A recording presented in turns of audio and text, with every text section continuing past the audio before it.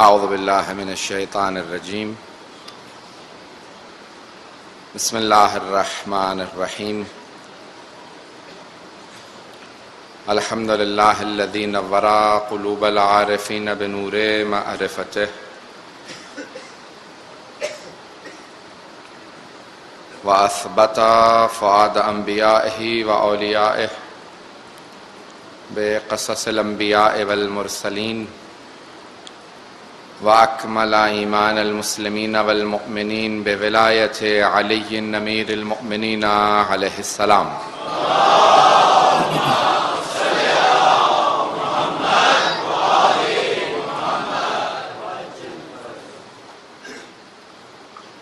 والصلاة والسلام والتحية والإكرام على أفضل الموجودات العبد المؤيد والرسول المسدد المصطفى الأمجد المحمود الأحمد أعني أبا القاسم محمد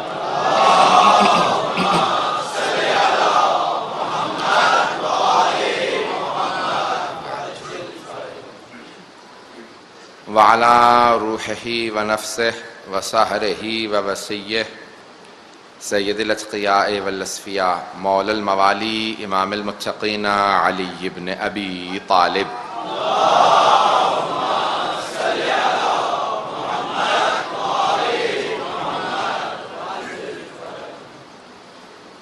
وعلى أوصيائه لا سيما بقية الله في الأرضين روحي وأرواح العالمين لتراب مقدمه الفداء واللعنة الدائمة على أعدائهم أجمعين من الآن إلى قيام يوم الدين أما بعد فقد قال الله الحكيم في كتابه الكريم بسم الله الرحمن الرحيم والعصر إن الإنسان لفي خسر إلا الذين آمنوا وعملوا الصالحات وتواصوا بالحق وتواصوا بالصبر صدق اللہ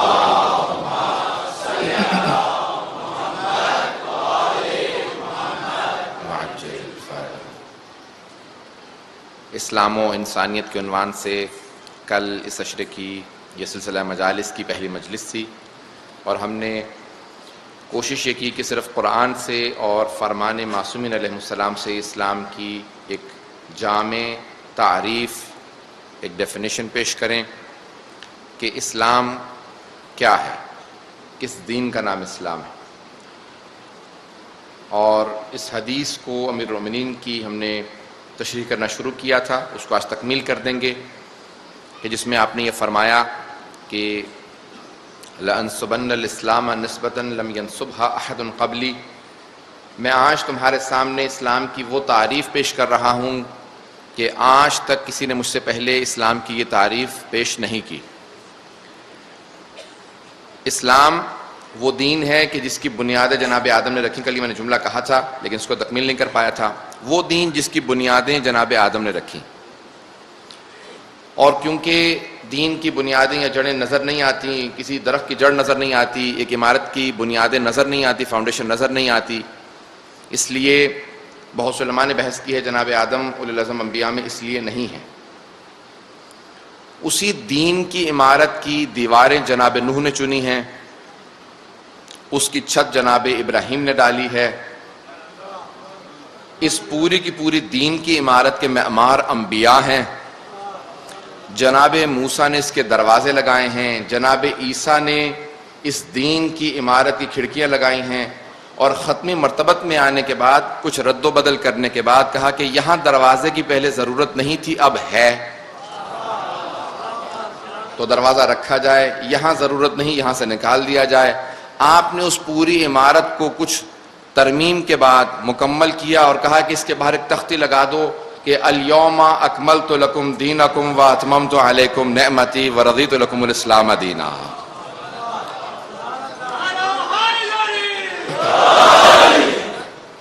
کہ آج دین مکمل ہو گیا ہے، نعمتیں اپنے آخری درجے تک پہنچ چکی ہیں، اور اللہ اسی دین اسلام پہ تم سے راضی ہے اور کوئی دین قبول نہیں کرنے والا۔ یہ دین مکمل ہو چکا ہے۔ رسول خدا نے جب بالکل اس عمارت کے سامنے بہت بڑی آیت لگوانے کے بعد کہا کہ اس کے نیچے، کیونکہ یہ فرمان الہی ہے، ایک میری حدیث بھی لگا دینا کہ حرام و محمد حرام الی یوم القیامہ وحلالہ حلال الی یوم القیامہ، کہ محمد کا حرام قیامت تک کے لیے حرام ہے، ان کا حلال قیامت تک کے لیے حلال ہے۔ اور اس کے بعد رسول خدا نے کہا کہ اسی دین کی عمارت پہ اب 12 محافظ بٹھا دو، پہلے کا نام علی ہے، آخری کا نام مہدی ہے۔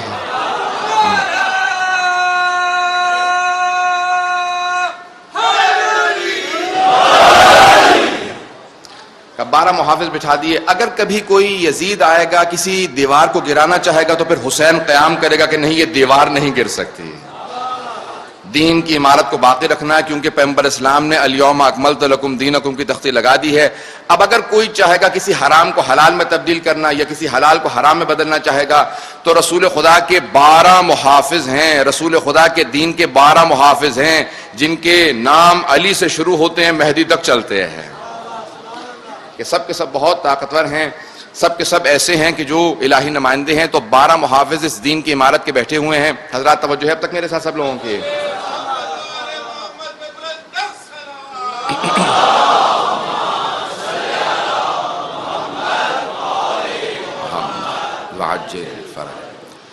اب کوئی ہدایت کا طریقہ ہونا چاہیے، اگر کوئی اس عمارت تک پہنچنا چاہتا ہے، اس عمارت میں رہنا چاہتا ہے تو کچھ اصول ہوتے ہیں۔ اگر آپ کسی یونیورسٹی یا کالج میں جاتے ہیں تو کچھ وہاں پہ پڑھنے کے اصول ہوتے ہیں، داخلے کے لیے کچھ ریکوائرمنٹس ہوتی ہیں، کچھ تقاضے ہوتے ہیں کہ اگر یہ اتنا پڑھ رکھا ہے تو پھر یونیورسٹی میں آ سکتے ہو، اگر یہ نہیں پڑھ رکھا تو پھر یونیورسٹی میں نہیں آ سکتے۔ رسول خدا نے کہا میری شریعت سہلۃ سہلہ، کر میں نے جملہ کہا تھا، آج اس کی تطبیق پیش کر دیتا ہوں، اس کو امپلیمنٹ کر دیتا ہوں۔ تو چھٹے امام نے کہا تھا کہ شریعت جو ہے بہت ہی آسان ہے۔ رسول خدا نے کہا دیکھو اگر داخل ہونا چاہتے ہو تو یاد رکھو داخل ہونے کے لیے پہلی شرط ہے ایمان، اس دین کی عمارت میں داخل ہونے کے لیے، اور بقا کے لیے ہے شرط عمل۔ ایمان اور عمل دونوں چیزیں ساتھ رہیں گی تو اس عمارت میں رہ سکتے ہو۔ حضرات اب یہ دین کی عمارت ہے، اس میں رد و بدل نہیں کیا جا سکتا، کوئی انسان اپنے لحاظ سے کچھ نہیں بدل سکتا۔ اگر بدلنا چاہے، جب چھٹے امام سے پوچھا کہ مولا آپ نے 2 اعمال بتائے ہیں، شبہ قدر میں آپ نے دیکھا ہے اس میں 2 تسبیحیں ہیں، استغفر اللہ ربی و اتوب الیہ کی، اور ایک تسبیح ہے استغفر اللہ و اتوب الیہ، اس میں ربی نہیں ہے۔ تو امام نے کہا کہ دیکھو ربی بھی اپنی طرف سے تم اضافہ نہیں کر سکتے ہو، اگر اتنے پابند ہو تو پھر سمجھ لو شریعت کے پابند ہو۔ اگر ربی بھی اپنے پاس سے ڈالو گے تو پھر وہ تمہاری تسبیح ہے، جعفر ابن محمد کی بتائی ہوئی تسبیح نہیں ہے۔ اس کی اگر سادہ سے مثال دینا چاہوں نوجوانوں کے لیے، بچوں کے لیے، اگر ایک آدمی آپ کو اپنا ٹیلی فون نمبر دے کہے کہ دیکھو جب مجھے ڈائل کرنا ہو تو ٹیلی فون نمبر ملانا، کہنا 786 5 12 14، یہ میرا نمبر نہیں ہے، ڈائل کرنے کی کوشش مت کیجیے گا، لیکن 786 5 12 14 ایسے کوئی اگر کوئی آدمی اپنے اندازے سے ٹیلی فون نمبر بتا دے، آپ کہ نہیں میں 787 ملاؤں گا، کبھی بھی تھرو نہیں ہوگا، لائن نہیں ملے گی، آپ کہ نہیں میں نے تو ایک اضافہ ہی کیا ہے، کم نہیں کیا۔ حضرات جیسا کوڈ ہے ویسا ہی ڈائل کرنا ہوگا، جیسے اللہ نے اس کے رسول نے کوڈ بتا دی ہے کہ یہ آیات ہیں، میرا جی چاہے میں آدھا سورہ پڑھ لوں، میرا جی چاہے 2 سورے پڑھ لوں، کا نہیں، اپنی شریعت مت چلاؤ، شیطان نے وہی کوشش کی تھی، مردود بنا ہے۔ اس نے کہا تھا نہیں ایک سجدہ معاف کر دے، میں قیامت تک جتنے سجدے کر چکا ہوں 6000 سال اس سے زیادہ سجدے کروں گا۔ خدا نے کہا سارے سجدے چھوڑ دے، بس یہ ایک سجدہ کر لے۔ اسلام اپنی مرضی کا نام نہیں، خدا کی مرضی کا نام اسلام ہے۔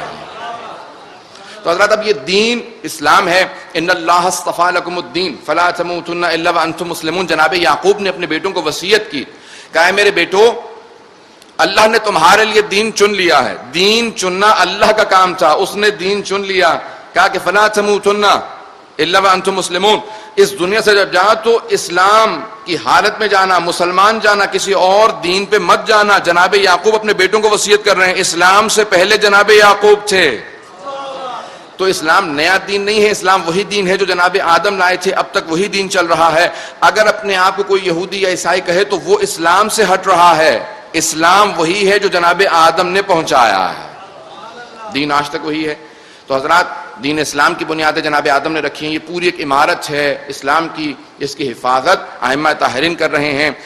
حضرات میدان کربلا کے اندر بھی 72 دین کی حفاظت کے لیے آئے تھے، اور آج ہم اسی لیے کہتے ہیں کہ سید الشہداء نے دین کو بچانے کے لیے سب کچھ قربان کر دیا، دین کو بچانے کے لیے۔ اب چونکہ دین ان کا نہیں تھا، خدا کا دین تھا، تو اللہ نے کہا حسین تو نے اپنے آپ کو میرے دین پہ قربان کیا ہے، یعنی حسین نے دیکھا کہ ہر چیز فنا ہونے والی ہے، تو کیوں نہ میں فنا فی اللہ ہو جاؤں، کیوں نہ میں اللہ میں فنا ہو جاؤں۔ اب جب تک خدائی رہے گی تب تک حسینیت رہے گی۔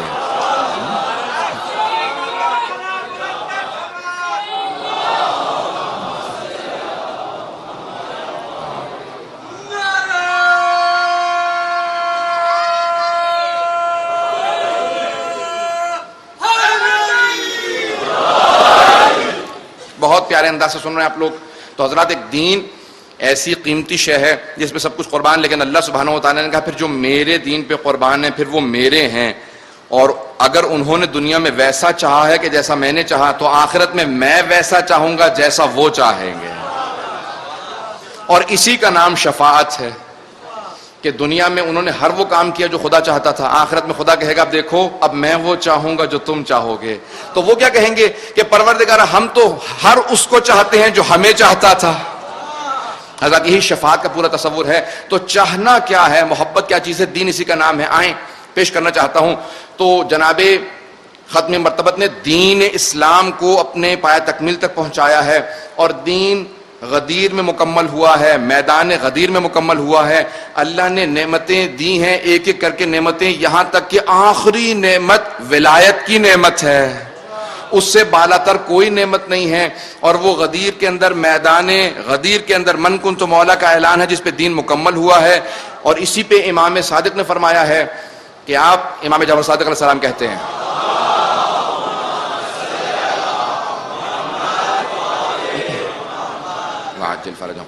کہا کہ لَتُسْأَلُنَّ يَوْمَئِذٍ عَنِ النَّعِيمِ، اس دن ہر نعمت کا سوال ہوگا، نعیم سے متعلق پوچھا جائے گا۔ تو ایک آدمی نے کہا کہ مولا یہ نعیم کیا ہے، نعمتیں کیا، کون سی نعمت کا سوال ہوگا، سب سے بڑی نعمت کون سی جس کا سوال ہوگا؟ امام نے کہا لوگ کیا کہتے ہیں؟ کہا کہ مولا لوگ کہتے ہیں کھانے پینے کا اللہ حساب کتاب مانگے گا۔ تو امام نے کہا اگر کوئی سخی آدمی اپنے گھر پہ دعوت دے، کھانا کھلانے کے بعد دروازے پہ کھڑا ہو جائے کہ نہیں جا نہیں سکتے، پہلے بتاؤ کتنا کھایا ہے۔ کہا پھر مولا وہ سخی کیسا ہوا، سخی تو کبھی حساب کتاب نہیں مانگتا، کتنا کھا کے جا رہے ہو؟ کہا خدا سخی الاسخیاء ہے، وہ سخاوت کا عطا کرنے والا ہے، کیا حساب کتاب مانگے گا دنیا میں کتنا کھا کے آئے ہو؟ کا حساب کتاب کھانے کا نہیں، ضائع کرنے کا ہو سکتا ہے۔ کہا پھر مولا یہ نعیم کا، لَتُسْأَلُنَّ، لام تاکید، نون تاکید، ضرور ضرور سوال ہوگا سب سے بڑی نعمت کا، وہ کون سی نعمت ہے؟ امام نے فرمایا کہا کہ وہ ہم اہل بیت کی ولایت ہے، کہ جس کا ضرور ضرور سوال ہوگا۔ تو سوال کیا جائے گا حضرات اب یہ دین کیا ہے؟ آج میں آپ کے سامنے اگر تلخیص پیش کر سکوں کہ دین نہایت ہی پرارزش چیز کا نام دین ہے، دین سب سے قیمتی شے کا نام ہے، جس دین پہ جناب سید الشہداء اپنے اصحاب حبیب ابن مظاہر جیسے صحابی رسول کو قربان کر دیں، اس کا مطلب ہے دین پھر بہت باارزش ہے۔ جہاں پہ جناب مسلم ابن اوسجا جیسے افراد قربان ہو جائیں تو دین بہت باارزش ہے، اسلام بہت باارزش ہے۔ حضرات آئیں ذرا سمجھتے ہیں دین کیا ہے۔ سارے انبیاء کہہ رہے ہیں دنیا سے اسلام پہ جانا، اسلام پہ، ایمان پہ جانا۔ میں نے جس حدیث کو پیش کیا تھا امیر المومنین کی، اس کو تکمیل کر دوں کہ آپ فرماتے ہیں میں آج اسلام کی وہ تعریف پیش کر رہا ہوں کہ گزشتہ کسی نبی نے اس تعریف کو پیش نہیں کیا۔ کہ کیا ہے اسلام؟ آپ نے فرمایا کہ الاسلام ہوا تسلیم۔ میں نے کل 5 الفاظ کی تشریح کر دی تھی، ایک نوجوان نے فوراً بچے نے آ کے سوال کیا کہ مولانا آخری 2 الفاظ رہ گئے تھے، میں نے کہا بیٹا کل تکمیل کر دوں گا۔ تو کہا الاسلام ہوا تسلیم، اسلام تسلیم کا نام ہے، والتسلیم هو الیقین، والیقین هو التصدیق، والتصدیق هو الاقرار، والاقرار هو الاداء، والاداء هو العمل۔ 7 چیزیں ہیں۔ مولانا نے کہا کہ دیکھو ان 7 چیزوں کا نام اسلام ہے، اسلام تسلیم کا نام ہے۔ میں پیش کر چکا کل، اس کی تشریح نہیں کروں گا۔ یعنی پوری طرح سے اپنے آپ کو خدا کے سامنے پیش کر دینا، خدا اب جو تو مجھ سے چاہتا ہے میں وہی چاہتا ہوں۔ حضرات سید الشہداء نے یہی کہا تھا کہ پروردگارہ جو تو چاہے گا میں وہ پیش کرنے کے لیے تیار ہوں۔ اب کیوں نہ خدا روز قیامت کہے حسین اب جو آپ چاہیں گے میں شفاعت کے لیے تیار ہوں۔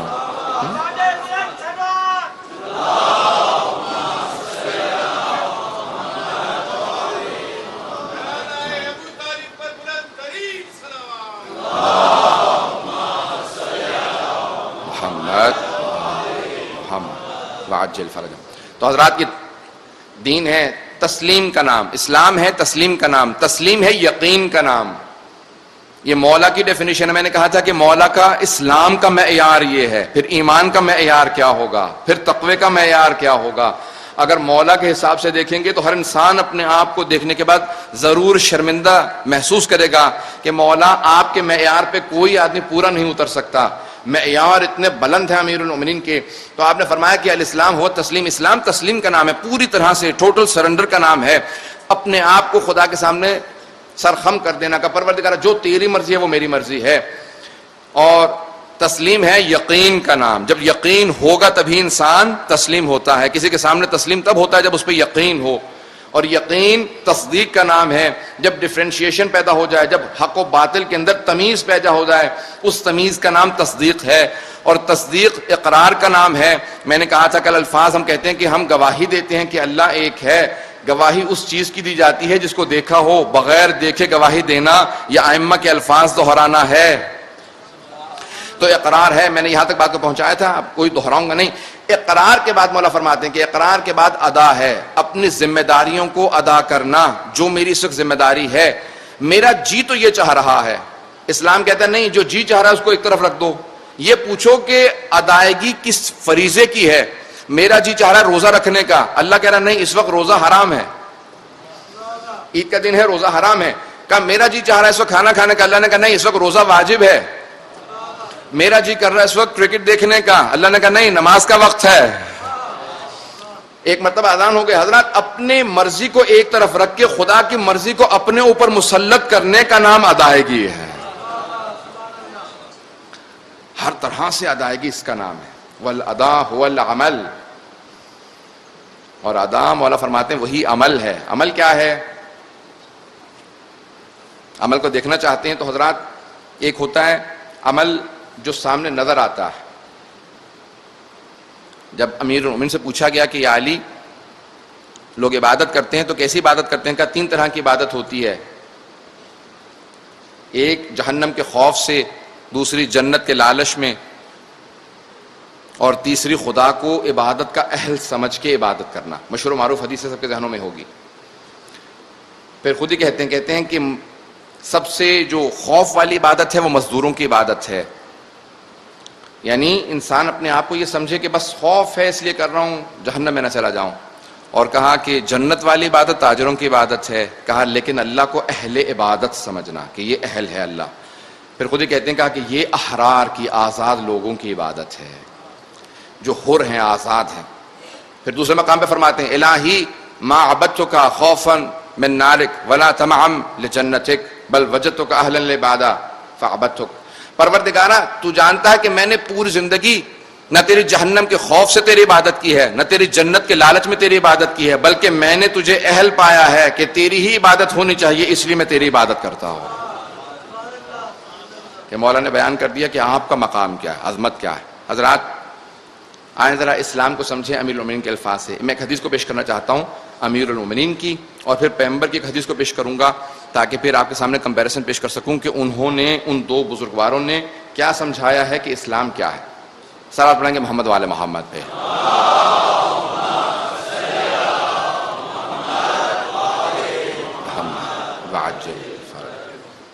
کیا ہے اسلام؟ اسلام ہر طرح سے اپنی چیز کو خدا کے سامنے پیش کر دینا کہ پروردگارا میں نے اپنے آپ کو سرنڈر کر دیا تیرے سامنے، یہ اسلام ہے.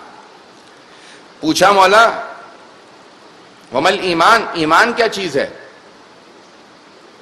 آپ نے فرمایا اسلام سے اگلے درجے کا نام ایمان ہے. اقرار باللسان، زبان سے اقرار کرنا، عمل بالارکان، اپنے پورے جسم سے اعمال کو بجا لانا، دل کے اندر عقیدہ ہو، زبان پہ عمل ہو، اور پورا وجود اس کے اقرار کے اندر نظر آتا ہو. پیغمبر اسلام نے کہا یا علی، توجہ ہے مجھ میں کہ میرے ساتھ اس حدیث کو پیش کرنا چاہ رہا ہوں. انشاءاللہ تعالی جہاں تک آواز جائے گی سب افراد ضرور محظوظ ہوں گے. بحر المعارف کتاب کا نام ہے. عادل سمدانی نے اس حدیث کو لکھا ہے. وہاں پہ بڑے بڑے بزرگ علماء نے اور عرفاء نے اس حدیث پہ بڑی بحث کی ہے. حدیث کو پیش کروں گا، اگر تشریح کی ضرورت محسوس کی تشریح کروں گا، نہیں تو پھر میں آگے بڑھ جاؤں گا. رسول خدا فرماتے ہیں یا علی مثلک فی امتی کا مثل سورۃ التوحید، یا سورۃ الاخلاص، یا علی آپ کی مثال میری امت میں سورہ اخلاص جیسی ہے.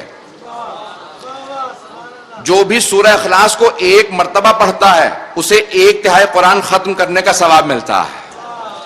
جو 2 مرتبہ سورہ اخلاص کی تلاوت کرتا ہے اسے 2/3 قرآن ختم کرنے کا ثواب ملتا ہے. جو 3 مرتبہ سورہ اخلاص کو پڑھے اسے ختم قرآن کا ثواب ملتا ہے. یا علی جو آدمی آپ کی ولایت کا اقرار زبان سے کرے اس کا 1/3 ایمان مکمل ہو جاتا ہے. جو آپ کی ولایت کا اقرار زبان سے کرے اور دل سے بھی اقرار کرے تو اس کا 2/3 ایمان مکمل ہوتا ہے. اور جو زبان سے اقرار کرے، دل سے مانتا اور پورے جسم سے تڑپتا ہو کہ آپ پہ قربان ہو جائے، وہی مستکمل الایمان ہے.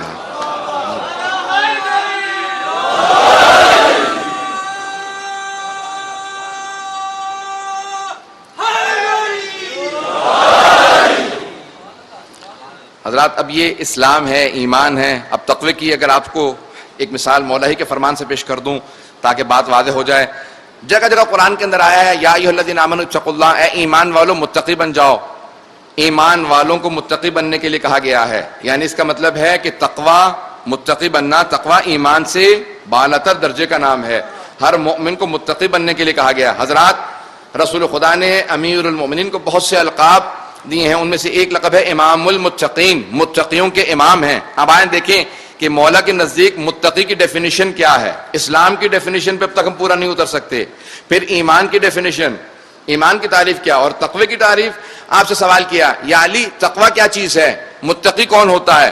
آپ نے فرمایا متقی ہر وہ آدمی ہے جو اپنے نامہ اعمال کے پلڑے کو پوری دنیا میں گھمائے اور اپنے کسی عمل پہ شرمندہ نہ ہو. میری نگاہ میں وہی متقی ہے. اگر متقی یہ ہے تو مولا امام المتقین کیا ہے؟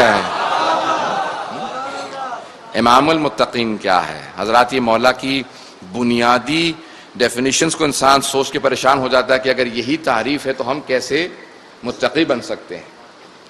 مولا کے تقاضے بہت بلند ہیں. قرآن کے اندر الفاظ ہیں، سورہ بقرہ ہے کہ وَإِذْ يَرْفَعُ إِبْرَاهِيمُ الْقَوَاعِدَ مِنَ الْبَيْتِ وَإِسْمَاعِيلُ قَالَ رَبَّنَا تَقَبَّلْ مِنَّا إِنَّكَ أَنْتَ السَّمِيعُ الْعَلِيمُ. جب جناب ابراہیم جناب اسماعیل کے ساتھ مل کے خانہ کعبہ کی دیواریں چن رہے تھے تو انہوں نے ہاتھوں کو بلند کیا کہ پروردگارا ہم سے قبول فرما لے. وَبَعَثْ فِيهِمْ رَسُولًا مِّنْهُمْ. اب میں ساری آیات کی تلاوت نہیں کروں گا، جو شاہد مثال ہے وہ اس آیت کو صرف پیش کرنا چاہتا ہوں کہ پروردگار ان میں ایک رسول کو بھیج دے. اور اس کے بعد پھر کہا وَجَعَلْنَا مُسْلِمَيْنِ لَكَ، اور ہم دونوں کو اپنا مسلمان بنا دے. مُسْلِمَيْنِ لَكَ وَمِن ذُرِّيَّتِنَا أُمَّةً مُسْلِمَةً لَكَ، اور ہماری ذریت کے اندر ایک امت مسلمہ بھیج دے. حضرات اگر امیر المؤمنین کی ڈیفینیشن کو دیکھیں گے کہ انہوں نے کیا کہا، انہوں نے کیا تعریف پیش کی ہے کہ مسلمان کون ہوتا ہے، اب سمجھ میں آتا ہے کہ اگر اتنا اسلام کا معیار بلند ہو تو پھر جناب ابراہیم اپنے اور اپنے بیٹے کے لیے اور اپنی ذریت کے لیے دعا مانگیں گے کہ پروردگارا وہ جو علی نے ڈیفینیشن پیش کرنی ہے اس حساب سے ہم ہی مسلمان ہیں.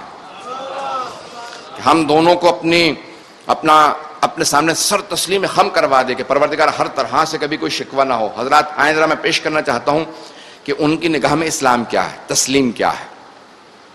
میں بہت زیادہ مشکل نہ بنا دوں لوگوں کے لیے کہ ہر آدمی کہے کہ اب تو کوئی مسلمان نہیں رہا. نہیں، یہ نہیں.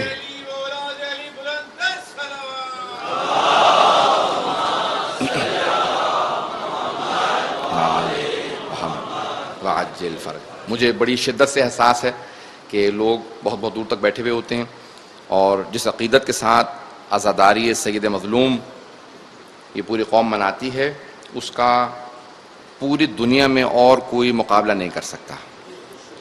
جس طرح سے لوگ جس عقیدت سے آتے ہیں میں بڑی شدت سے احساس کرتا ہوں اس بات کا. مجھے پوری طرح سے احساس ہے. جب میں راستے میں دیکھ رہا ہوتا ہوں لوگ کہاں کہاں سے مائیں بچوں کو لے کے آ رہی ہوتی ہیں اور بڑے سخت وقت کے اندر عزاداری ہو رہی ہے، لیکن لوگ بڑے اہتمام کے ساتھ آتے ہیں. خدا آپ لوگوں کا آنا قبول فرمائے. جناب سیدہ سلام اللہ علیہا آپ سے راضی ہوں اور انشاءاللہ سب کے سروں پہ بی بی کا سایہ رہے. حضرات مقامات میں جانتا ہوں پرآشوب دور ہے لیکن اتنے حالات خراب نہیں جتنے عراق میں ہیں، شام میں ہیں. اس کے باوجود بھی بہرحال دل سے دعا نکلتی ہے جس طرح سے مومنین مومنات مجلس کے لیے اہتمام سے آ رہے ہیں. آج میں آپ کے سامنے پیش کرنا چاہتا ہوں کہ یہ جو آیات ہیں قرآن کے اندر کہ یرفع ابراہیم القواعد من البیت، کہ وہ دیواریں چننے کے باوجود آخر میں دعا مانگتے ہیں کہ پروردگارا ہمیں مسلمان بنا دے، وہ جو ڈیفینیشن ہے، وہ جو تعریف ہے امیر المومنین نے پیش کی ہے، کیا تعریف ہے حضرات؟ روز قیامت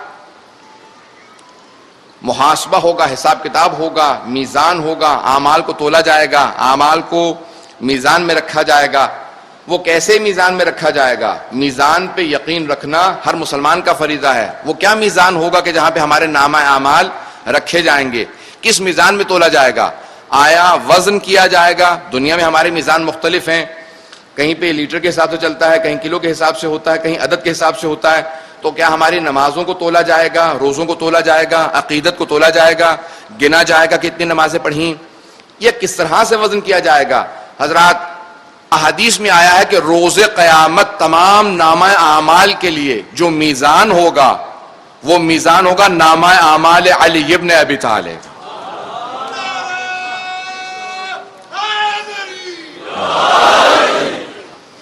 کیسے؟ جیسے ایک پرچہ دینے کے لیے بچے جاتے ہیں، سب کے سب استاد کہتا ہے کہ یہ 100% مارکس ہیں، اس کو دیکھنے کے بعد باقی سب کے مارک کر دینا۔ اب جب انسان مارکنگ کے اوپر آتا ہے تو وہ جو 100% نمبر لے لیتا ہے اس حساب سے مارکنگ کی جاتی ہے۔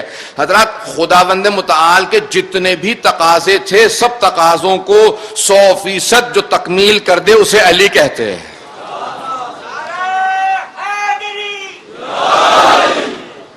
کہ جیسے تقاضے ہوں ان کو ہر طرح سے پورا کر دے۔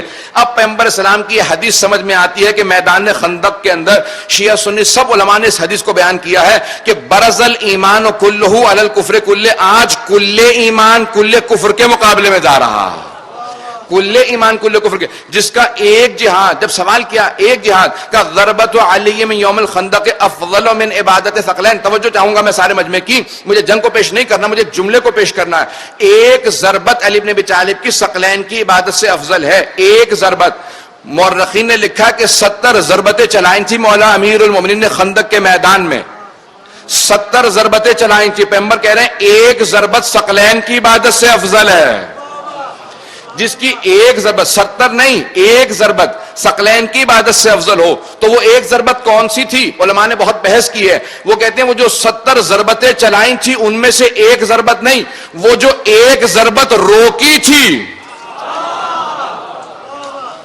وہ جو ایک ضربت روک لی تھی عمر ابن عبد ود کو چلانے سے، کہ وہ ایک ضربت جس کو روک لیا تھا، پتہ نہیں میں واضح کر سکا ہوں یا نہیں۔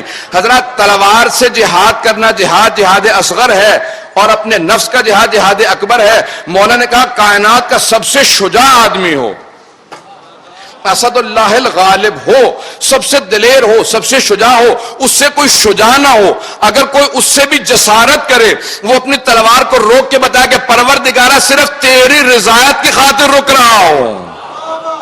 تو اب خداوند متعال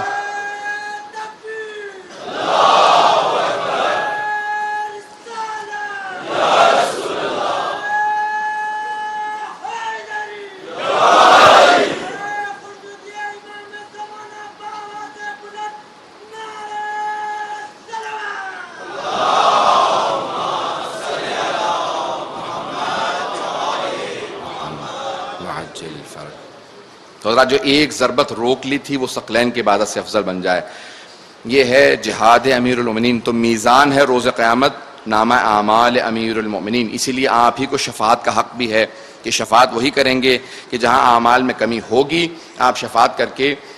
لیکن اس کا مطلب یہ نہیں ہے کہ ہمارے پاس لائسنس ہے کہ ہم جو چاہیں گناہ کریں، نہیں، گناہ گاروں ہی کے لیے شفاعت ہے، لیکن اس کا مطلب یہ نہیں کہ ہم امیر المومنین کے لیے اذیت کا سبب بنیں، جتنا ہو سکے اپنے آپ کو روکیں۔ بہرحال اپنے آپ کو محفوظ رکھنا یہ بندگی ہے، یہی تقوی ہے، اسی کا نام متقی ہے کہ جو اپنے آپ کو مومن ہے، جو اپنے آپ کو روکتا ہے۔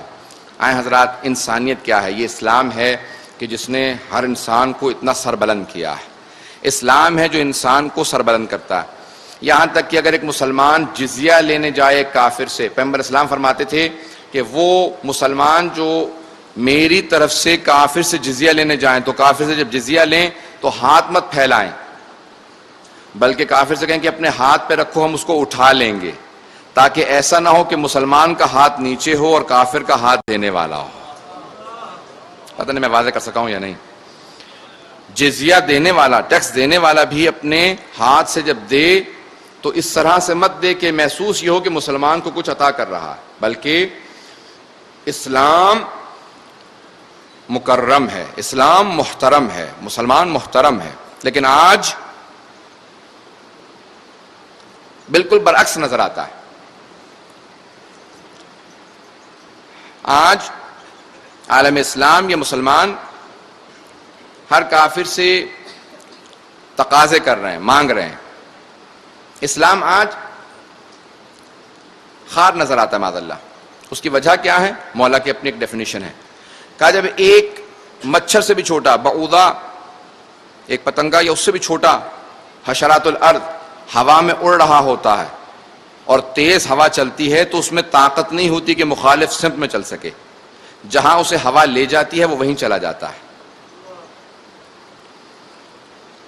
کہا کیونکہ وہ اتنا کمزور ہوتا ہے، اس میں طاقت نہیں ہوتی کہ ہوا کی مخالفت کر سکے.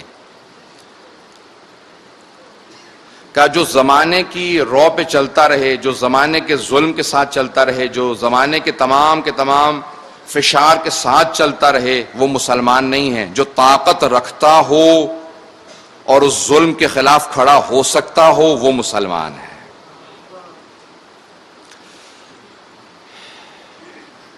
ٹھیک ہے، یہ تو تھا وہ رخ جو سخت رخ ہے.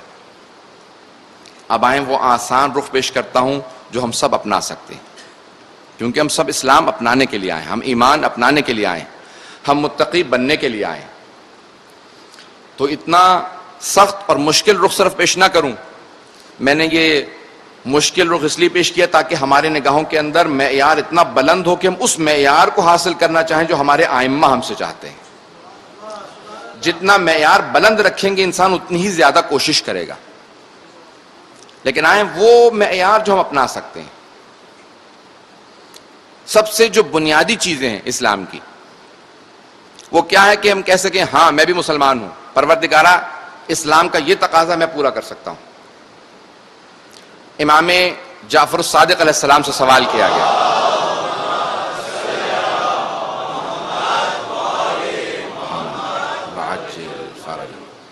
سوال کیا، کہا مولا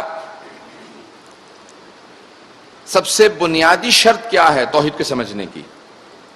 سب سے آسان چیز کیا ہے؟ کم از کم کتنا ہو کہ کہہ سکیں ہاں یہ ایمان رکھتا ہے، یہ مسلمان ہے، یہ مؤمن ہے. امام نے کہا بس یہ کہ اپنے دل کو اطمینان دلا سکے، بس اتنی سادہ سی دلیل رکھتا ہو کہ اپنے دل کو اطمینان دلا سکے کہ ہاں خدا وجود رکھتا ہے. کہا مولا کتنی آسان دلیل ہو. تو ایک بوڑھی خاتون چرکا کاٹ رہی تھی، دھاگا پرو رہی تھی. امام نے فوراً اس سے سوال کیا، کہا خدا کو مانتی ہو؟ اصول کافی کی روایت، کتاب التوحید کی روایت. کہا ہاں میں خدا کو مانتی ہوں. کہا کیا دلیل ہے کہ خدا ہے؟ کچھ دیر سوچنے لگی. کہا مولا یہ اتنا سا چرخہ کاٹنے کے لیے میری ضرورت ہے، یہ اتنی بڑی کائنات آیا خدا کے بغیر چل سکتی ہے؟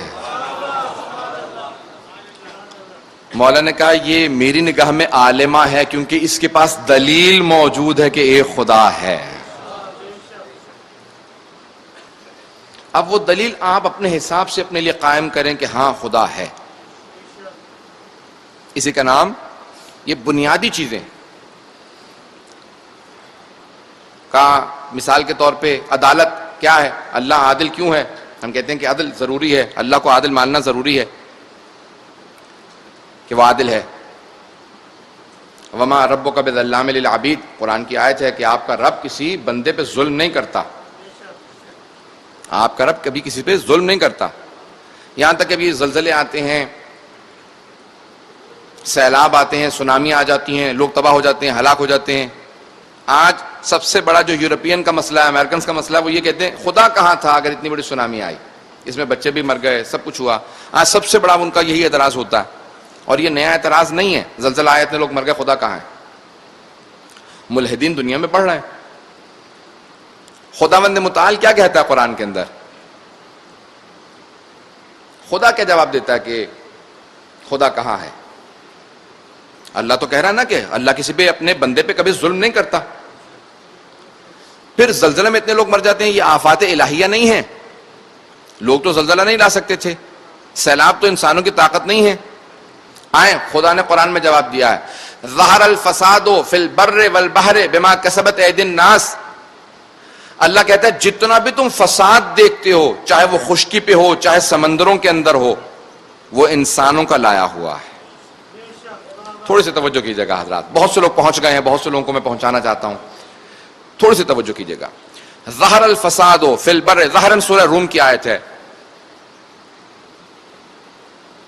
ظہر الفساد فی البر والبحر بما کسبت ایدی الناس. اللہ کہتا ہے، بر کہتے ہیں خشکی کو، بحر کہتے ہیں سمندر کو. اللہ کہتا ہے جو کچھ تم خشکی پہ اور سمندروں کے اندر فساد دیکھ رہے ہو، کرپشن دیکھ رہے ہو، بما کسبت ایدی الناس، یہ لوگوں کے ہاتھوں کا کیا ہوا ہے. جتنا فتنہ و فساد نظر آتا ہے یہ کسی بھی بھیڑیے کا نہیں ہے، یہ کسی مگرمچھ کا نہیں ہے، یہ کسی جانور کا نہیں ہے. جتنا فتنہ فساد دیکھ رہے ہو آج، جتنے کرپشن دیکھ رہے ہو، چاہے وہ سمندروں میں ہو دریاؤں میں ہو، جو کچھ خرابی ہے وہ انسانوں کی ہوئی. پروردگار ہم تو خشکی پہ رہتے ہیں، ہم تو سمندروں میں رہتے نہیں، لیکن کہا تم ہی ہو کچھ نہ کچھ ایسا کرتے ہو جس کی وجہ سے سب کچھ ہوتا ہے. میں ایک حدیث کو پیش کرنا چاہتا ہوں اس کی تشریح میں. امام جعفر صادق علیہ السلام کی حدیث ہے.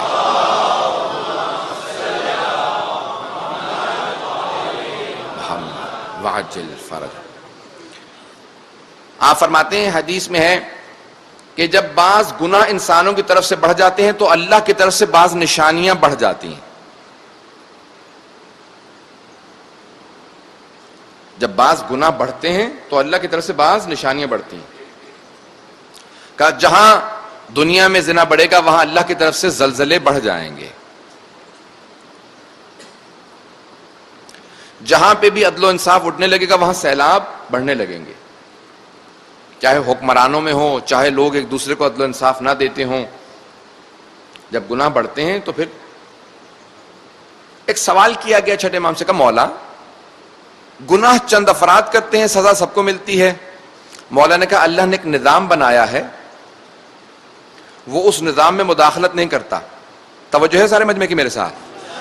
اگر کوئی یہاں پہ فرد اٹھے اور سڑک کے اوپر ساری لائٹیں توڑنے لگے، کبھی ایسا نہیں ہوگا کہ وہ اکیلا ہی محروم رہے گا روشنی سے.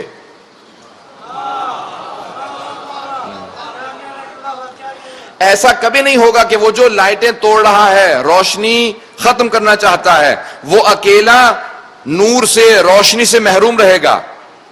جتنے افراد وہاں بیٹھے ہیں سب روشنی سے محروم ہو جائیں گے. گناہ کرنے والا ایک فرد ہے، بھگتنے والے سب ہیں.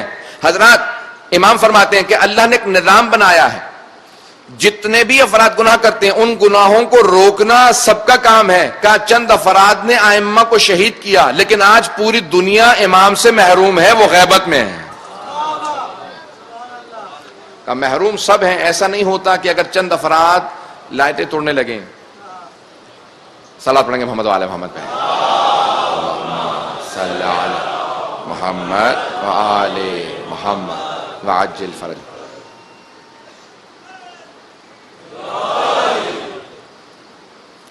حضرات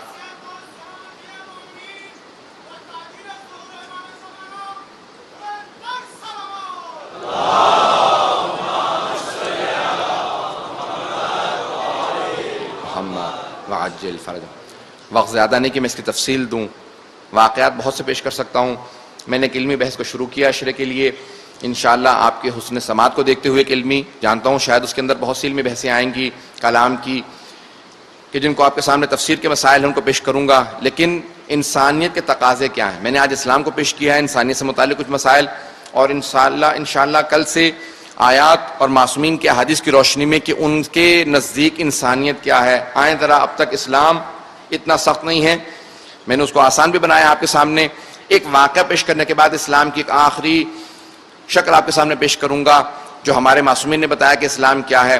اور کل سے انشاءاللہ انسانیت، کہ انسانیت ایک ایسی چیز ہے جو انسان کو انسان بناتی ہے، اور وہ کیا ہے کہ جو انسان جانوروں سے تمیز پیدا کرتا ہے اور ان کے اوپر فوقیت رکھتا ہے، وإلا پھر انسان بھی جانوروں سے ایسا ہے بلکہ ان سے بدتر ہو جاتا ہے اگر انسان اپنی انسانیت کے تقاضے پورے نہ کرے۔ یہ قرآن کی روح سے پیش کر رہا ہوں۔ حضرات، کیا ہے انسان؟ کیا ہے اسلام کہ جس اسلام کی خاطر آج ہم سب کے سب باعزت اور محترم ہیں؟ مسلمان کے جنازے کا دفنانا واجب ہے، اس کو سڑک پہ چھوڑنا جائز نہیں۔ یہ اتنے جو تقاضے ہیں کہ مسلمان کا اتنا احترام، مسلمان اتنا احترام، مومن کا اتنا احترام، اس کی ملکیت حرام ہے، جان لینا حرام ہے، یہ جو اتنے تقاضے ہیں، اور آج سب سے زیادہ جان لینے والے مسلمانوں کی مسلمان ہی ہیں۔ اس کا مطلب ہے کہ نہیں اسلام سمجھ میں نہیں آیا، اس کا مطلب ہے کہ یہ سمجھ نہیں سکے کہ پیغمبر اسلام نے کون سا اسلام پیش کیا ہے۔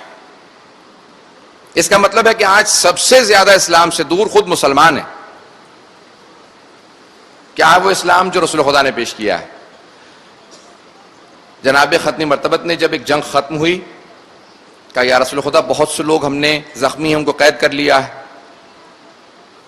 کہا ان سب کو اسلام کی دعوت دو، جو مسلمان ہو جائے پھر اس کا علاج بھی کرانا ہم پہ واجب ہے۔ مختلف صحابہ سے کہا سب کو دعوت دو، جا کے وہ صحابہ بیٹھے، بیان کرنے لگے، اور بعض صحیح طرح سے بیان نہیں کر پائے۔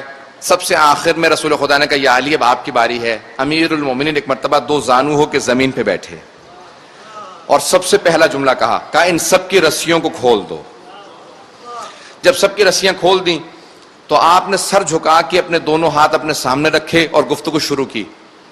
کہا دیکھو اسلام سب سے محترم مذہب ہے، اور آپ نے بیان کرنا شروع کیا اسلام کیا ہے۔ تو ان میں قیدیوں میں ایک آدمی تھا، اس نے فوراً سوال کیا، کہا یا علی میدان جنگ میں آپ سے زیادہ کسی کا خوف نہیں تھا ہم پہ،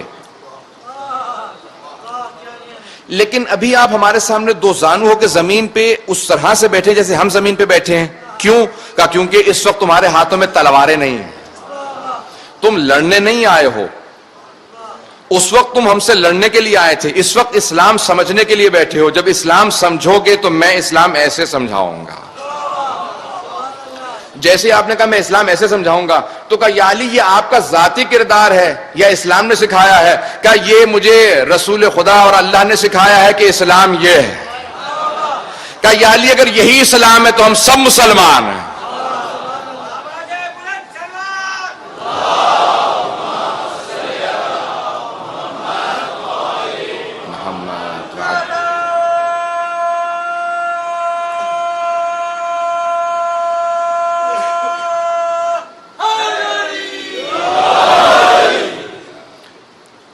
حضرات کون کہتا ہے اسلام تلوار سے پھیلا ہے؟ اسلام اخلاق امیر المؤمنین سے پھیلا ہے، اسلام رسول خدا کے کمال سے پھیلا ہے، امیر المؤمنین کے کمال و جمال، ان کے علم سے۔ ہاں اگر اس وقت جو دشمن اسلام تھے ان کو جواب دینے کے لیے اگر امیر المؤمنین کھڑے نہ ہوتے تو ہاں وہ اسلام کو ختم کر دیتے۔ حفاظت کی ہے امیر المؤمنین نے، لیکن سب سے جو بڑی چیز تھی امیر المؤمنین کی وہ آپ کا علم تھا، آپ کا اخلاق تھا، یہاں تک کہ آپ اپنے قاتل سے متعلق کہہ رہے تھے اس کا بھی روزہ تھا، اسے پہلے شربت پلا دو۔ پھر مولا نے پہلا سوال یہ کیا کیا میں تیرا اچھا مولا نہیں تھا؟ کہا آپ سے عظیم کوئی نہیں ہو سکتا۔ کہا پھر تو نے مجھے کیوں تلوار کی ضربت لگائی؟ کہا مجھے یہ مہر میں مانگا گیا تھا، یہ مجھ سے تقاضے تھے، میں تفصیل میں نہیں جا سکتا۔ مولا نے کہا تو نے اپنی دنیا کی خاطر آخرت کو بیچ دیا، تو جانتا تھا کہ آخرت میرے ہاتھ میں ہے، تو نے تھوڑی سی دنیا حاصل کرنے کے لیے سب کچھ کھو دیا، اور وہ دنیا بھی تجھے نصیب نہیں ہوئی جس کی خاطر تو نے امیر المؤمنین مولا کائنات، جس کے لیے رسول خدا نے فرمایا کہ یا علی سب سے پتھر دل دو افراد ہیں، ایک جس نے جناب صالح کی ناقہ پہ ضربت چلائی تھی، دوسرا وہ جو آپ کی ریش پہ آپ کی گردن پہ تلوار رکھے گا، کہ آپ جیسا کوئی رحم دل نہیں ہے اور آپ کے اوپر ضربت چلا دے گا۔ اور میرے مولا نے کہا تھا کہ مجھ سے سب سے زیادہ جو میری نگاہوں کے اندر ظلم ہے وہ جب آپ میدان کربلا سے گزر رہے تھے تو آپ نے ایک، جس طرح سے ہمیشہ رسول خدا امیر المومنین کے زانوں پہ سر رکھ کے سوتے تھے، اسی طرح سے ہمیشہ امیر المومنین امام حسن مجتبیٰ کے زانوں پہ سر رکھ کے سوتے تھے. کہا بیٹا حسن، جب صفین سے واپس آ رہا تھا، کہا بیٹا حسن میں کچھ آرام کرنا چاہتا ہوں، بہت تھک گیا ہوں، 1.5 سال جنگ ہوئی تھی. تو امام حسن مجتبیٰ بیٹھ گئے، مولا کا سر امام حسن مجتبیٰ کے زانوں پہ تھا، آرام کر رہے تھے. راوی کون ہیں؟ جناب عبداللہ ابن عباس. کہتے ہیں کہ اچانک امیر المومنین اٹھے اور زار و قطار رونے لگے. جناب عبداللہ ابن عباس کہتے ہیں کہ شیر خدا کو اس طرح سے روتا دیکھ کے سارے اصحاب رونے لگے. کہا مولا کیا بات ہے؟ کہا میرا بیٹا حسین کہاں ہے؟ میرے بیٹے حسین کو بلاؤ. جب بلایا کہا مولا کیا بابا کیا بات ہے؟ کہا بیٹا میں نے ابھی ابھی خواب دیکھا ہے کہ اسی میدان میں خون بھرا ہوا ہے اور آپ گردن تک خون میں ڈوبے ہوئے ہیں. یہی میدان کربلا، یہاں آپ کی شہادت ہوگی، سارے اصحاب مارے جائیں گے، آپ کے بیٹے مارے جائیں گے. بیٹا جب ایسا وقت آئے گا تو آپ کیا کریں گے؟ تو ایک مرتبہ جناب سید الشہداء نے سر اٹھا کے کہا بابا میں صبر کروں گا. جناب عبداللہ ابن عباس کہتے ہیں کہ اس وقت امیر المومنین آگے بڑھے، اپنے بیٹے کے سینے کو اپنے سینے سے لگایا. بیٹا چاہے جوان ہو لیکن باپ کی نگاہوں میں بیٹا ہی ہوتا ہے. کہا بہت زور سے پیار کیا، پیشانے کا بوسہ دیا. کہا بیٹا حسین اس وقت یاد رکھنا میں موجود ہوں گا. یعنی سمجھانا یہ چاہ رہے ہیں ان سارے سننے والوں کو کہ ہماری نگاہوں کے سامنے ہو رہا ہوگا جو کچھ ہو رہا ہوگا. جب امیر المومنین مدینے سے کربلا چلے تھے تو جانتے تھے اب میں پلٹ کے واپس نہیں آؤں گا، مجھے نجف میں شہید، کوفہ میں شہید کر دیا جائے گا. بالکل اسی طرح سے جناب سید الشہداء جب کربلا کے لیے نکل رہے تھے مدینے سے تو جانتے تھے اب میں واپس کبھی بھی مدینے واپس نہیں آؤں گا. تو آپ نے کیا کیا؟ مرسوم ہے پوری دنیا میں کہ پہلی محرم کو 27 رجب کے مصائب پڑھے جاتے ہیں. میں آج آپ کے سامنے جناب سید الشہداء کی کچھ وداعیاں پیش کرنا چاہتا ہوں. وداعیاں تو بہت زیادہ ہیں امام حسین علیہ السلام کی. روایت کے الفاظ ہیں، علامہ مجلسی نے روایت لکھی ہے، علامہ محمد باقر مجلسی نے، کہ کہتے ہیں کہ جناب سیدہ ہمیشہ فرماتی تھی کہ مجھے جب بھی مصائب سناؤ تو میرے بیٹے کے، میری بیٹی سے وداع کے مصائب سناؤ. دنیا میں کوئی اتنا مظلوم نہیں ہوگا جتنا میرا بیٹا مظلوم ہے. تو مولا کی بہت سی وداعیاں ہیں، اگر میں 3 یا 4 وداعیاں پیش کر سکوں. سب سے پہلے ودا کرنے کے لیے آئے نانا کے روضے پہ. کون ہیں؟ سید الشہداء آئے اور آنے کے بعد اپنے نانا کے روضے پہ، قبر مطہر پہ سید الشہداء نے قبر پہ اپنے آپ کو گرا دیا اور قبر سے لپٹ کے ایسے رو رہے تھے جیسے ایک بچہ ماں سے لپٹ کے روتا ہے. بہت دیر تک روتے رہے. اگر نانا کو نواسے سے محبت تھی تو نواسے کو نانا سے بہت محبت تھی.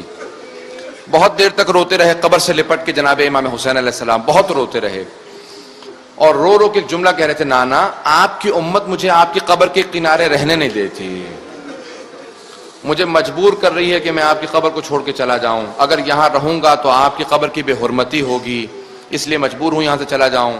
نانا میں نہیں چاہتا کہ آپ کی قبر کی میری وجہ سے بے حرمتی ہو. بہت دیر تک روتے رہے. خود ہی فرماتے ہیں، الوقائع والحوادث کتاب کا نام ہے، خود ہی فرماتے ہیں کہا میں اتنا رویا کہ میں وہیں قبر کے اوپر غش کر گیا، لپٹ کے رو رہا تھا کہ میں نے اپنی اس حالت میں دیکھا کہ قبر مطہر سے خود رسول خدا اٹھے اور اٹھنے کے بعد مجھے سینے سے لگایا اور روتے ہوئے مجھے پیار کیا. کہا کہ اے میرے حسین، مشیت الہی یہ ہے کہ اس دین کی بقا کے لیے آپ کی قربانی ہوگی. کہا کہ نانا پھر میری بہنوں کا کیا ہوگا؟ کہا ان اللہ شاء یراہن سبایا. کہا کہ مشیت الہی یہ ہے کہ وہ قیدی بنائے جائیں گے. اجرکم اللہ، اجرکم اللہ. کہا مشیت الہی یہ ہے کہ وہ قیدی بنائے جائیں گے. یہ جملہ کہا، جناب سید الشہداء اٹھے. کہا میں اپنی ماں سے ودا کر لوں. جناب سیدہ کو امام حسین سے بہت محبت تھی. ہر ماں کو محبت ہوتی ہے، لیکن اگر کسی ماں کو یہ بتا دیا جائے نا کہ یہ بیٹا میدان کربلا میں بھوکا پیاسا بڑی شدت سے ذبح کیا جائے گا اور پھر لاشیں پہ گھوڑے دوڑا دیے جائیں گے. میں ایک سوال کروں، آپ لوگ برداشت نہیں کر پائیں گے. جہاں تک آواز آ رہی، جہاں تک میرے بہن بھائی دور دور تک سن رہے ہیں، میں ایک سوال کروں گا آپ سے. ہمارے ہاں امام زمانہ کی جو زیارت ناہیہ ہے نا، اس میں سب سے زیادہ جو امام زمانہ کو دکھ ہے نا، وہ دو باتوں کا. ایک کہ شمر سینے پہ سوار کیوں ہوا تھا.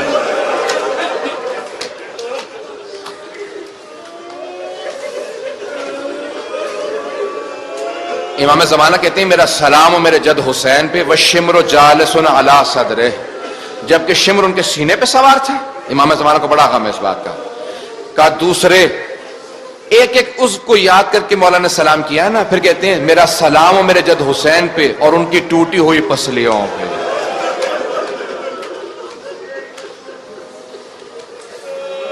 امام زمانہ 9ویں پشت میں ہے، 9 پشتوں کے بعد امام زمانہ امام حسین کے بیٹے ہیں. ان سے برداشت نہیں ہے کہ امام حسین کے لاشے پہ گھوڑے دوڑائے گئے. میں آپ سے ایک سوال کروں گا، مجھے معاف کر دیجئے گا، میں سوال کروں گا، جو 9ویں پشت میں بیٹا آیا ہے اسے برداشت نہیں کہ میرے جد حسین کے لاشے پہ گھوڑے دوڑائے گئے، اور وہ ماں جس نے آغوش میں پالا ہو اور وہ کھڑی دیکھ رہی ہو کہ مشرق کے گھوڑے مغرب دوڑ رہے ہیں. اجرکم اللہ. بس بھئی اجرکم اللہ. بس بہت سے لوگ برداشت نہیں کرنا، نہیں پڑتا. آگے بڑھ رہا ہوں، میں بہت تیزی سے آگے بڑھ رہا ہوں. تو آئے، اب اٹھے جناب سید الشہداء، اپنے نانا کے مزار سے اٹھے، ماں کی قبر پہ گئے. جناب سیدہ کی وصیت تھی نا کہ یا علی میری قبر کا نشان مٹا دیجئے گا، میری قبر کا نشان میرا بیٹا مہدی بتائے گا. اس سے پہلے کسی کو اجازت نہیں کہ قبر کا نشان بتا دے، بس ائمہ کو پتا تھی. تو امام حسین تنہائی میں گئے. مجھے نہیں معلوم رات کا کیسا وقت رہا ہوگا، لیکن ایک مرتبہ ماں کی قبر پہ آئے اور آ کے اس طرح سے رونے لگے جیسے ایک چھوٹا بچہ ماں سے ضد کرتا ہے. اماں میں آپ کی قبر چھوڑ کے کربلا جا رہا ہوں، اماں میں علی اکبر کو ساتھ لے کے جا رہا ہوں، اماں میں علی اصغر بھی لے کے جا رہا ہوں، اماں میں سینے پہ سلانے والی بچی بھی لے جا رہا ہوں. اجرکم اللہ، اجرکم اللہ. مورخین نے یہاں تک لکھا ہے کہ وہاں پہ بہت روئے اپنے ماں کی قبر پہ. پھر اس کے بعد بھائی کی قبر پہ گئے، امام حسن مجتبیٰ کی قبر پہ گئے. میرا دل کہتا ہے ایک جملہ ضرور کہا ہوگا، بھیا مجھے آپ کی وصیت یاد ہے، جب آپ کو زہر دے دیا گیا تھا اور ایک 1.5 برس کا بچہ بار بار سینے پہ چڑھ رہا تھا، تو آپ نے اپنی بیوی سے کہا تھا فروا قاسم کو ضرور کربلا بھیجنا. بھیا میں قاسم کو لے جا رہا ہوں. اجرکم اللہ. بس بھئی چلے جناب سید الشہداء. عماریاں تیار کی گئیں. امام حسین نے آواز دی، کہا بھیا عباس پانی خود سے ناقہ پہ لاد دینا اور عماریوں کے پردے کا اہتمام کر دینا. جناب عباس نے کہا مولا میں نے اتنا پانی رکھا ہے کہ اگر دوسروں کو پلانا پڑے پھر بھی ختم نہیں ہوگا. عماریوں پہ، ناقہ پہ، اونٹنیوں پہ عماریاں لگائے گئے، پردوں کا اہتمام کیا. جناب عباس دروازے کے پاس کھڑے ہو گئے. جیسی اندر سے کوئی کنیز آواز دیتی تھی نا کہ کون سی بی بی آ رہی ہیں، تو جناب عباس ویسے ہی آواز دیتے تھے. اندر سے آواز آئی، بیوائے حسن ام فروا آ رہی ہیں. جناب عباس نے آواز دی کہ قاسم بیٹا آگے بڑھو، ماں کا بازو پکڑو، سوار کرا دو. اونٹنی بٹھائی گئی تھی. ایک مرتبہ جناب قاسم نے بازو پکڑا، جناب اکبر نے اپنا گھٹنا زمین پہ رکھا، کہا چچی یہاں پہ پاؤں رکھ لیجئے، سوار ہو جائیے. جناب قاسم نے بازو پکڑا، ایک ایک کر کے سب بیویاں سوار کرائی جا رہی ہیں. اتنے میں اندر سے آواز آئی، کہا کہ حسین کی زوجہ لیلا آ رہی ہیں. آواز دی کہ علی اکبر ماں کو سوار کرا دو. بیویاں آتی نہیں. اتنے میں آواز دی، سارا مسائل چھوڑ کے آگے بڑھ رہا ہوں، وقت نہیں ہے. آواز دی، کہا کہ علی کی بیٹی ام کلثوم آ رہی ہے. روایت کے الفاظ ہیں، خود جناب عباس نے کہا جوانان بنی ہاشم اہتمام کرو، زہرا زادی آ رہی ہے. میں اپنی آقا زادی کو خود سے سوار کراؤں گا. اپنے گھٹنے کو زمین پہ رکھا, کہا بی بی یہاں پہ گھٹنے پہ پاؤں رکھیے, سوار ہو جائیے. جناب ام کلثوم نے آواز دی, کہا بھیا میرا بازو پکڑو. ایک مرتبہ کسی اور جوان نے اپنا گھٹنا رکھا, جناب عباس نے بازو پکڑا, جناب ام کلثوم کو سوار کرایا. اتنے میں جناب فضہ نے آواز دی کہ علی کی بیٹی زینب کبریٰ. بس زینب کبریٰ کا نام آنا تھا. جناب عباس نے آواز دی, علی اکبر, اونو محمد, قاسم, سب آ جاؤ. 18 جوانوں نے بنی ہاشم نے پردے کا اہتمام کیا. جناب زینب کبریٰ باہر نکلے, جناب عباس آگے بڑھے, کہا بی بی علی اکبر سے کہوں سوار کرا دے. کہا آج میں علی اکبر سے سوار ہونا نہیں چاہتی. کہا پھر اونو محمد کو بلاؤں. کہا آج میں اونو محمد سے سوار نہیں ہوں گی. کہا قاسم آگے بڑھو. کہا نہیں قاسم رکو جاؤ, آج میں قاسم سے سوار نہیں ہوں گی. جناب عباس نے کہا بی بی میں خود سے سوار کرا دوں. جناب زینب نے رو کے کہا نہیں عباس, آج میں آپ سے بھی سوار نہیں ہونا چاہتی. راوی کہتا میں نے خود دیکھا حسین مسرت سے کھڑے ہوئے, آگے بڑھے, کیا بہن میں سوار کرا دوں. جیسے بازو پکڑا کہ بھیا معاف کرنا, میں آج آپ سے سوار نہیں ہونا چاہتی. کہا پھر کس سے سوار ہونا چاہتی ہو. کہا بھیا آج مجھے وہ سوار کرائے جو مجھے 11 محرم کو ہاتھوں میں رسیوں کے ساتھ اونٹنی پہ سوار کرائے گا. امام حسین نے آواز دی, او میرا سجاد بیٹا, او میرا عابد بیٹا, پھپھی کا بازو پکڑ.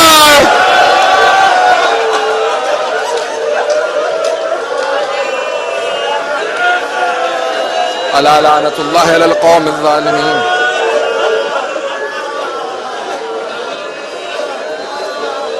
وَسَيَعْلَمُ الَّذِينَ ظَلَمُوا أَيَّ مُنقَلِبٍ يَنقَلِبُونَ.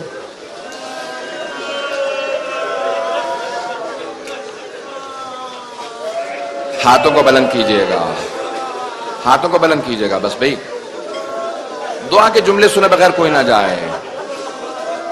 ہاتھوں کو بلند کیجئے گا. پروردگارا ابھی تو پہلی محرم میں, آپ 6 محرم کو کیا کیجئے گا, 9 محرم کو کیا کریں گے آپ. پروردگارا پروردگارا. اب بھائی ہاتھوں کو بلند کریں گے, اگر سب مل کے دعا کیجئے گا. استجابت دعا کا وقت ہے. جب رو کے اٹھیں مصائب کے وقت دعائیں مستجاب ہوتی ہیں, فوراً نہ چلے جائیں, اسی وقت دعا قبول ہوتی ہے. پروردگارا جناب زینب کی اسیری کا واسطہ شام کے روضوں کی حفاظت فرما. پروردگارا جناب زینب کبریٰ نے 11 محرم کو سب بیویوں کو ناقہ پہ سوار کرا دیا, حتیٰ ماں کی کنیز جناب فضہ کو بھی ناقہ پہ سوار کرا. جب سوار کرا دیا نا تو آخر میں خود کھڑی تھی. کیوں رک گئیں. اونٹنی پہ بیٹھنا آسان نہیں ہوتا. مورخ کہتے ہیں, مقاتل نویس کہتے ہیں کہ بی بی نے اس وقت امام سجاد کو نہیں پکارا, ایک مرتبہ فرات کا رخ کیا, کہ بھیا عباس سجاد کے گلے میں توق ہے, ہاتھوں میں زنجیر ہے, پاؤں میں بیڑی ہے, بھیا آج تمہاری غیرت میں پہلی مرتبہ میں سلام کرتی ہوں, مجھے بہت یاد آ رہا ہو. کہ آج مجھے میرا بھائی بہت یاد آ رہا ہے. عباس تمہاری غیرت میں سلام, تمہاری عظمتوں کو سلام, تم نے کبھی اپنی بہن کو تنہا نہیں چھوڑا. لیکن اس مرتبہ امام سجاد آگے بڑھے, کہا پھوپھی اماں میں آپ کو ناقہ پہ سوار کراؤں گا. انہی بیڑیوں کو اٹھایا, زنجیروں کو اٹھایا, آگے بڑھے, اپنی پھوپھی کو سوار کرایا. جب سوار کرا دیا تو اس کے بعد امام سجاد آخری مرتبہ نہ جانے میدان میں کیا دیکھنے لگے کہ امام کی آنسو بھر آئے اور برداشت نہیں کر پا رہے تھے. جناب زینب نے نہ جانے کیا دیکھا, پشت ناقہ سے اپنے آپ کو گرا دیا. اب امام سجاد سے رہا نہ گیا، کہا پھوپھی اماں یہ کیا کیا آپ نے؟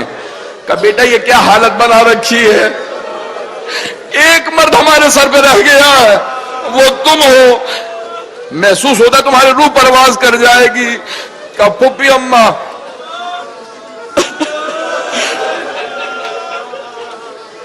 خدا کسی غیرت مند بیٹے کو ایسا وقت نہ دکھائے، جوان جہان بیٹا ہو، بوڑھے باپ کا لاش ہے، تپتی ریت پہ پڑو، بے گورو کفن ہو، بیٹے کو دفنانے کی اجازت نہ ہو۔